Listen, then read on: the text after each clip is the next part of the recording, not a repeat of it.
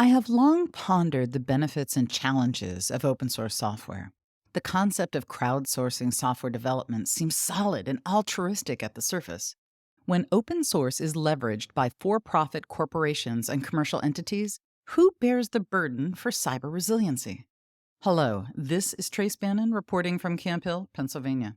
Decades ago, scientists keen to foster a transparent approach to collaborative software began the open source movement. It was in the spirit of free shared knowledge. It's with that lens I'm providing a few ideas and opinions for you to noodle on.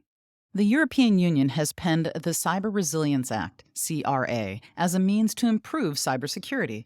It follows a worldwide trend to regulate software. There are potential consequences for the open source community.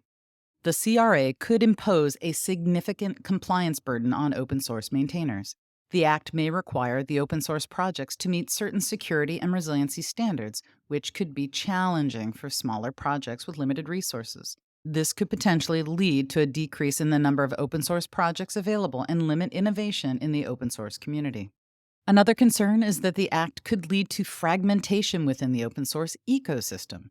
The Act may require open source projects to comply with specific measures and certifications, potentially creating a barrier for collaboration and interoperability between different projects.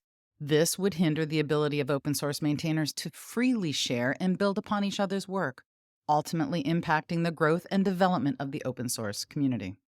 The Cyber Resilience Act could also have implications for the sustainability of open source projects. The Act may introduce additional costs and legal requirements for open source maintainers, potentially making it more difficult for them to sustain their projects.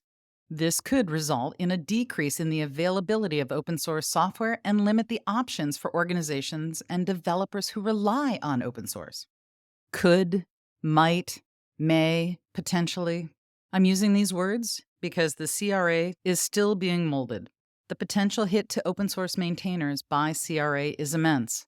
Policymakers and stakeholders must carefully consider the impact of such legislation on the open source community and ensure that the regulations strike a balance between security and the continued growth and innovation of open source. The good news is that there is a short window to improve cybersecurity while enabling innovation. Something to noodle on.